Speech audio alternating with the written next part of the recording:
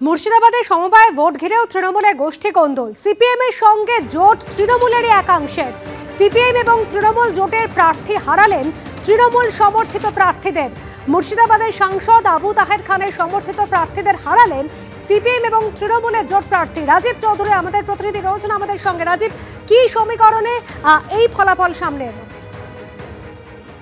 আয়েশবাগ সমবায় কৃষি উন্নয়ন সমিতি লিমিটেড দীর্ঘ 4 বছর ধরে বন্ধ রয়েছে। এই সমবায়ের কোটি কোটি টাকা দুর্নীতির অভিযোগ ছিল।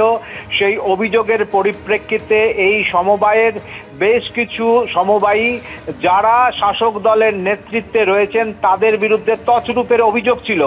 তারপর থেকে এই সমবায় বন্ধ ছিল। 4 বছর পর হাইকোর্টের নির্দেশে গতকাল যে নির্বাচন হয় সেই নির্বাচনে ক্ষতিগ্রস্ত আমানতকারী ঐক্য মঞ্চের নাম দিয়ে সিপিআইএম এবং তৃণমূলের একাংশ তারা 9 জন প্রার্থী দেন এবং তৃণমূল যিনি সাংসদ রয়েছেন তার অনুগামী 6 জন প্রার্থী দেয় এবং বিজেপির 8 জন প্রার্থী দেয়।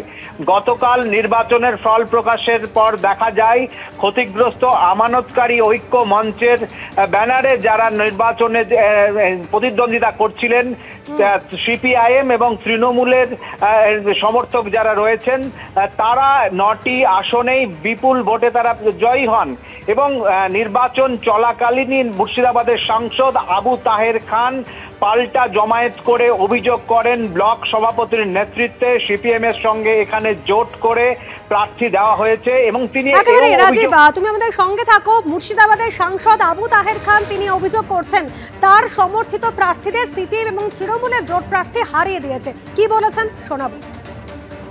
বিভিন্ন ভাবে বিজেপি ধরুন এখানে সমবায় সমিতি হঠাৎ করে দেখলাম যে সিপিএম এর সঙ্গে একটা আঁতাত হয়ে যাচ্ছে, অথচ আমরা কেউ বুঝতে পারছি না নেতৃত্ব থেকে।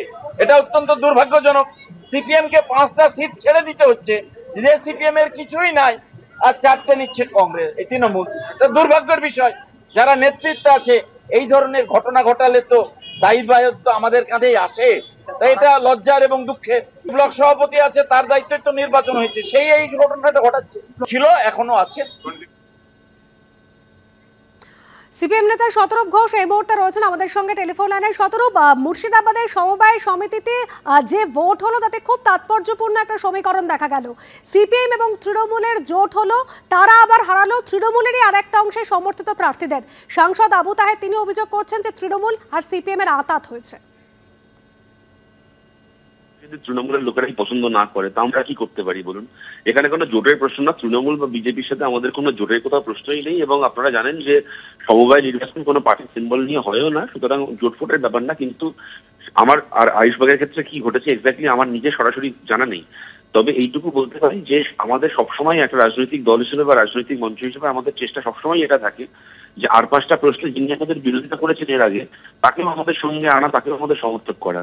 তো যদি সেখানে সমবায় চালানোর প্রশ্নে তৃণমূল কংগ্রেসকে সমর্থন করা মানুষের জন্য অতীতে যারা তৃণমূলকে রাজনৈতিকভাবে সমর্থন করেছেন তারাও যদি মনে করেন যে সমবায় বামপন্থীদের হাতে সুরক্ষিত থাকবে, সমবায়ের টাকা সুরক্ষিত থাকবে, তাহলে এটা তো আমাদের সততার জয়, এটা তো আমাদের যা স্বচ্ছতার রেপুটেশন আছে তার জয়। সেখানে আমরা কি করতে পারি? আর সমবায় আপনারা জানেন যেরকম আপনাদের সাংবাদিকও সঠিকভাবে বলছিলেন, আয়ুষবাগের এই সমবায় দীর্ঘদিন ধরে ইলেকশন বন্ধ ছিল, কোটি কোটি টাকা সেখানে তছরূপ হয়েছিল, তাই নিয়ে বহু মামলা মোকদ্দমা অনেক কিছু হয়েছে।